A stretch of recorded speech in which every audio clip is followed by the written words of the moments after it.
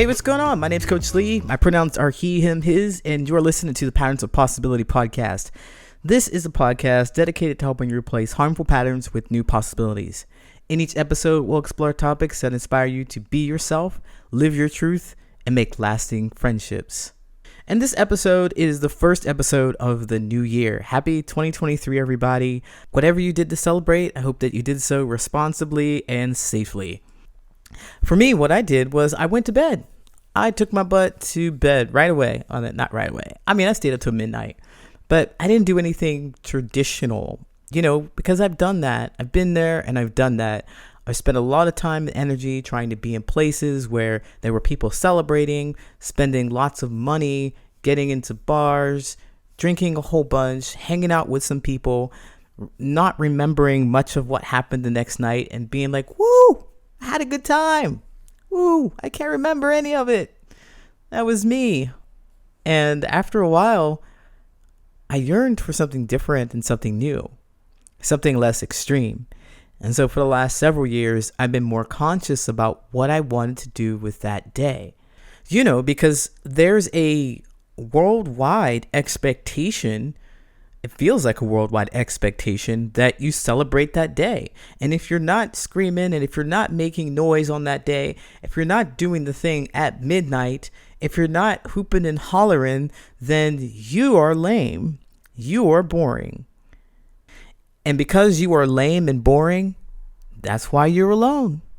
Go out and celebrate. Go out and meet people. Go out and drink. Go out and do all the things. And I just have not subscribed to that idea in quite some time. So for the last 2 years, I've been very conscious of just treating this day as if it was a regular day, just to see how I feel about it. Because I've done a lot of things that other people had expected me to do on that day. But what do I really want to do on that day? And when I say a lot of other things, okay, I've been out to the bars, I've been drinking, and I've been going out to parties and stuff like that. But I also spent New Year's in church when I was 19. New Year, the stroke of midnight, I was in church, and we were like, there it is, New Year's. It felt very anticlimactic to me. So I didn't like that, and that was the first and only time I've ever done that. One year, I went to someone else's house for a potluck, and it wasn't a bunch of people, it was more intimate. And I liked that idea. But then the people that were there, I didn't have quite the intimate connection that I wanted with them. So again, it didn't feel quite right. But I think spending these last 2 years just alone, treating it like it's just a regular day, felt really good to me. I woke up the next morning feeling pretty refreshed. I like that. What a beautiful way to start your day. A day that just happens to be the start of the new year. I guess what I'm trying to say here is that we are the ones that give significance and meaning to events. You, me, we, individuals, we give the meaning. What makes it a big holiday is that more than just one or two people believe in the meaning and the significance of the holiday. If you're not paying attention, if you're not careful, if you're not focused on what it is that you really want, you're going to get swept up in this idea that you have to behave a certain way at a certain time. You don't. You give it meaning. You decide what you want to do. You decide how you're going to behave. You decide who is going to be around you. And what I'm looking for in life, and I think most people are, maybe you are too, looking for people to be close to us that give meaning or give importance to the same things that we give importance to. Like the way I celebrate this holiday. I don't think I could connect with somebody who wanted to do just the opposite, who were interested in going out and spending a lot of money and being around people. And lots of noise and things like that. That's not what I'm interested in. But of course, this is just a holiday, right? But when it comes down to things that are really important to you, really personal to you, you want people in your life to give it importance. You want people in life to give it just as much meaning and care as you do. That's what we're looking for in life. Those are our close friends.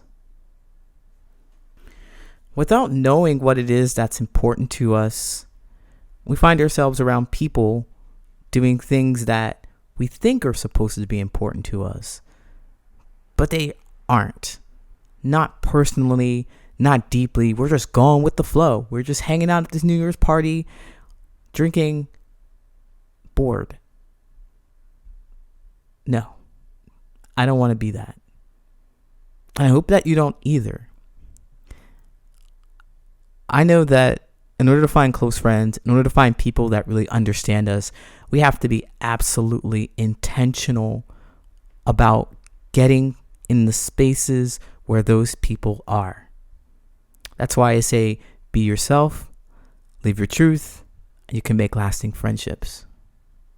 So the first piece of this is being yourself. What is it that is important to you? That's the question.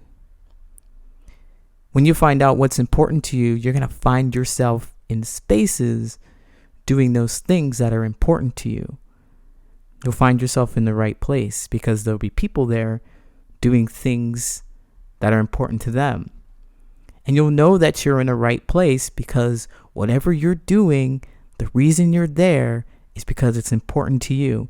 And you look to the next person right next to you and you'll know that they're doing the same thing, whatever it is. They're doing whatever it is because it's important to them. It's as equally as important to them as it is to you. And then you can talk. And then you can connect. And that's how you'll make a lasting friendship. But it starts with you. Who are you?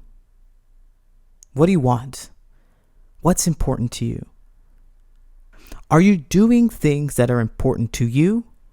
Or are you doing things that you were told should be important to you? There's a huge difference.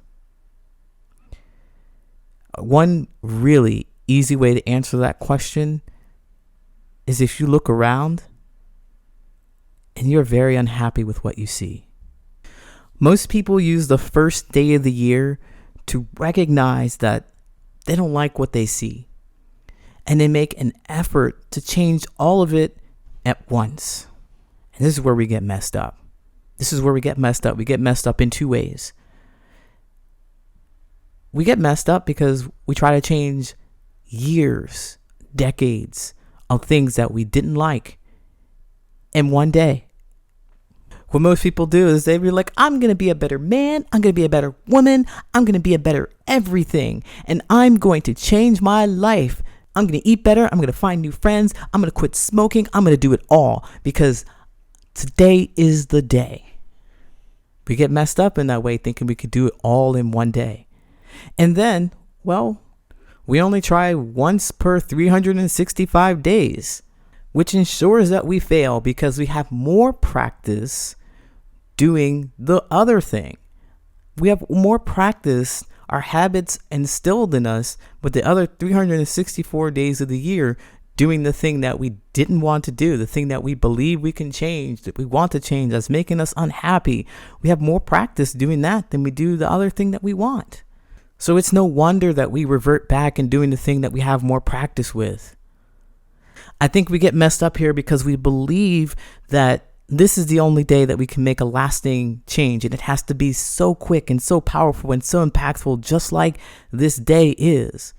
Well, this day isn't all that great.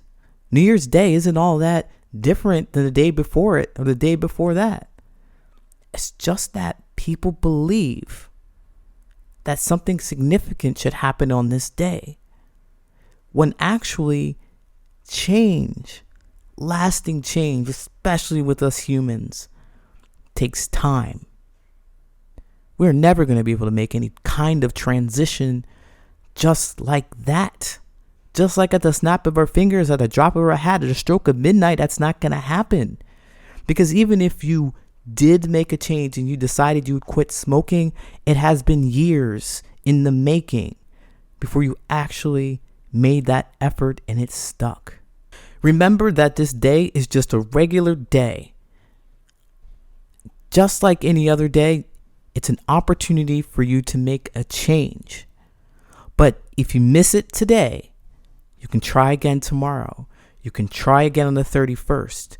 You can try again in late February. You can try again in August. Whenever you are ready, do it.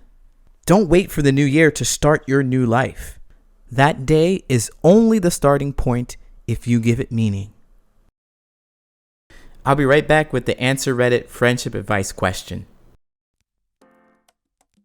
Do you feel like you've outgrown your friends and want to find new ones? Do you want to talk about why your friends suddenly stopped trying to hang out with you? Are you facing a friendship breakup and you feel alone and you need some support? Well, I can help. My name's Coach Lee. I'm a friendship coach and I help people make lasting friendships. I'm currently running a New Year, New You special. If you want to make a change in your friendships but you don't know where to start, I've got you.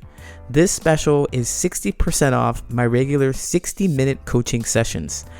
That's more than half off of the regular coaching sessions. For 60 minutes, I ask that you bring an open mind and honesty to our conversation, and I will provide you with a safe space where you can share your feelings. You will be heard and validated. However, I want to let you know that this is not a venting session.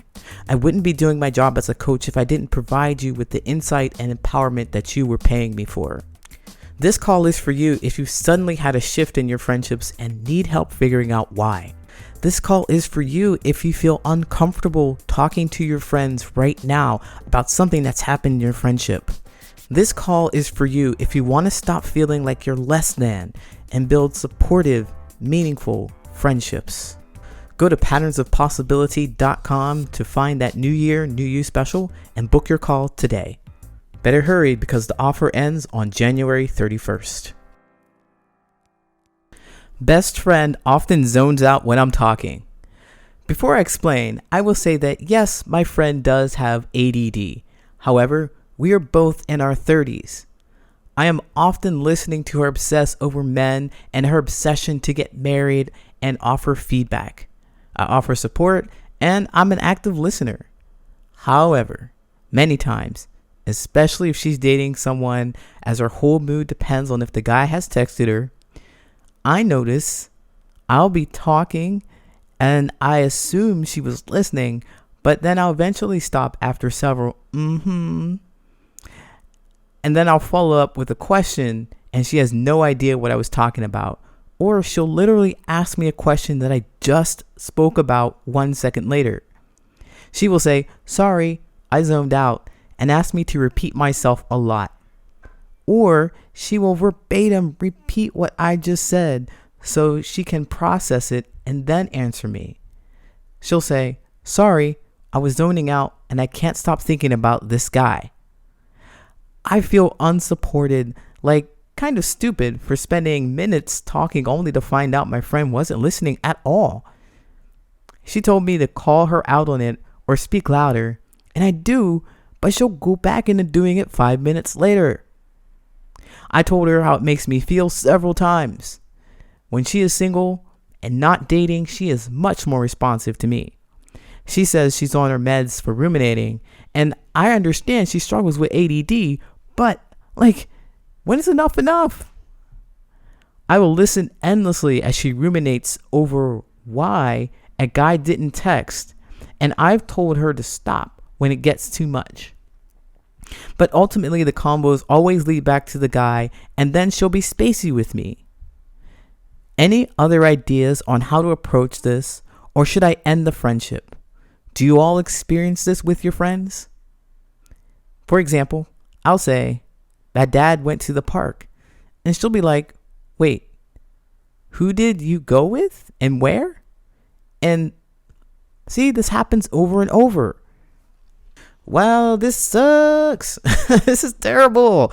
It's terrible to have your best friend kind of zone out and just think about what's going on with them. Like, I'm boy crazy. I want to be married. I want kids. They didn't say that, but I imagine that's what happens when you want to get married. You want to have a family. You settle down with the 2.5 kids and a white picket fence. We still believe in that these days? I don't know. But it seems like the best friend is really, really focused on something else. The best friend seems that they are not able to be present with the poster, with the person who posted this. They are not able to be present for some reason. And the person who posted this is really, really frustrated because they want their friend to pay attention. It's like, snap back to reality. Come here. I'm here. I'm right in front of your face. I'm speaking to you. My words are important to you. Listen, listen, listen, listen. Huh? What do you say? Huh? Where? The poster is furious. There are not a bunch of exclamation points in this, but I imagine that this person is really, really frustrated with it, and they want something to be different about the relationship. That's why they posted this thing. So they asked, any other ideas on how to approach this? Or should I just end the friendship? Oh boy, I'm going to say, do you all experience this with your friends? And I want to say that sometimes people don't hear what I say, and then I have to repeat it. That's a thing that happens because sometimes people aren't present. Sometimes other things are on people's minds. But I do not waste my energy speaking to someone who does not value it. I do not. I do not call people a best friend. I do not call people friends if they do not hold space for me. No. To answer that. But that's only after I've, transitioned, not transitioned like transition, but I've come over to the other side and believe that I am worth something, believe that the words that I speak are valuable and they're important, and I know that people also believe it. Other people out there believe that what I have to say is interesting and important, and they give me my attention because they recognize that I'm giving them my attention, and we look at each other and we connect with each other. But what's happening here with this post is not that. I know the poster knows that very clearly. So they asked, what else can I do? Any other ideas on how to approach this? Should I end the friendship? And I would say, no, don't end the friendship. That's not a thing that I recommend people do. If you're safe, if you're not in physical harm, do not abruptly end the friendship. What we want to do is learn from the experiences that we have. We want to learn more about ourselves when we talk to this person. We want to focus in and hone in on what we are really feeling. And with that feeling, we give it meaning. We give the whole experience meaning. It's frustrating. It's angering. It's sad. We give it meaning. And we return back to this experience and we're like, oh, I remember this. I was angry the last time it happened. And then every time you'll remember that it's angering. It's frustrating for you, or it makes you sad, or you're afraid to lose this friend. So what do you do in response to that feeling? You tell her again so that maybe this time she'll hear you. So maybe she will change because you're afraid that lose her. Perhaps. I don't know. If you discovered that, if you were able to label the situation with your feelings, you could dive deep in. You could learn more about what it is that you really want from a friendship. You could say, this friendship angers me. Every time they do this, I'm angry. And then you ask yourself, well, why do I put up with it?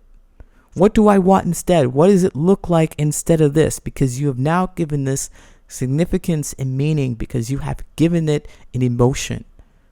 You felt something by it.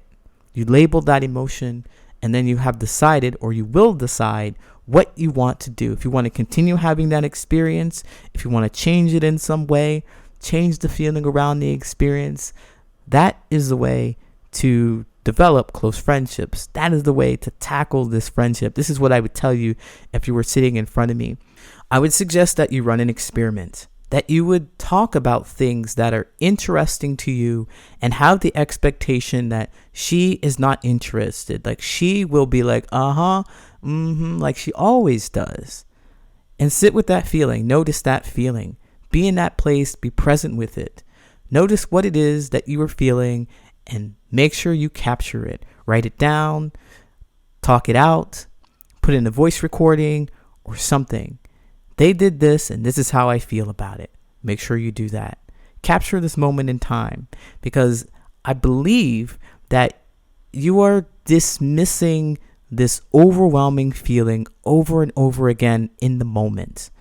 You want to make sure that you do not forget what that feels like to be ignored over and over and over again. Because in your post, you wrote out the description, but you didn't really put a feeling to it. I recommend that you mark this experience with a feeling and don't give them any grace. Don't try to think on their side. Don't say that they have ADHD or they have ADD and so they can't pay attention to me. Well, which is it? You're going to accept that they're not going to pay attention to you? No, because it doesn't feel good. Pay attention to that feeling that you have. Just because they have ADHD or ADD doesn't mean that it's acceptable for you to be ignored when you're talking about something that's important to you. So I'd say run that experiment and sit with that feeling and know that that continues to happen and it may well continue to happen with this person. Make peace with it. Make peace with it. Know that this person isn't going to satisfy your needs. And if you have a problem with doing that, if you still believe that they can change, I want you to try this other experiment. I want you to, come in and talk about something really, really important to you. Maybe even make it up, honestly. Something really devastating happened and you're looking for support from your friend. You lost a job. Someone passed away. Something devastating happened in which you really need support from your friend and see how supportive they are of you. Now, this is just a test, right? What if this happened in real life? What if you did need support from them? They barely care.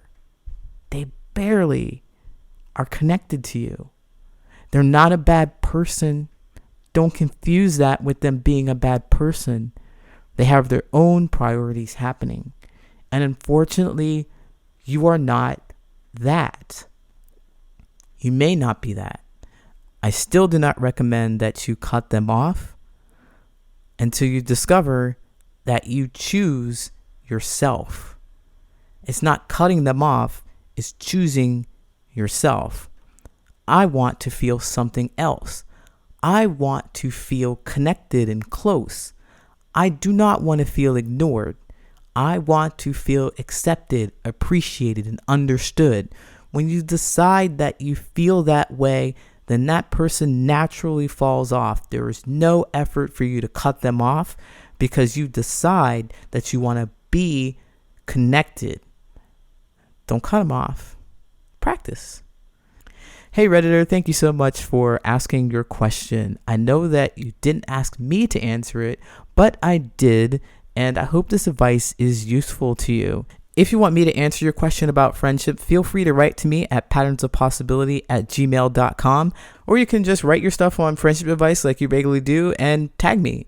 My username is Brilliant and Resilient, capital N, Brilliant and Resilient.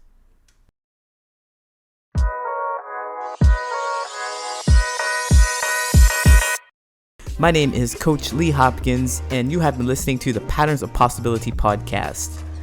You can find me at patternsofpossibility.com and on all social media at Patterns of Possibility. And as always, I want to encourage you to be yourself, live your truth, and there you'll make lasting friendships.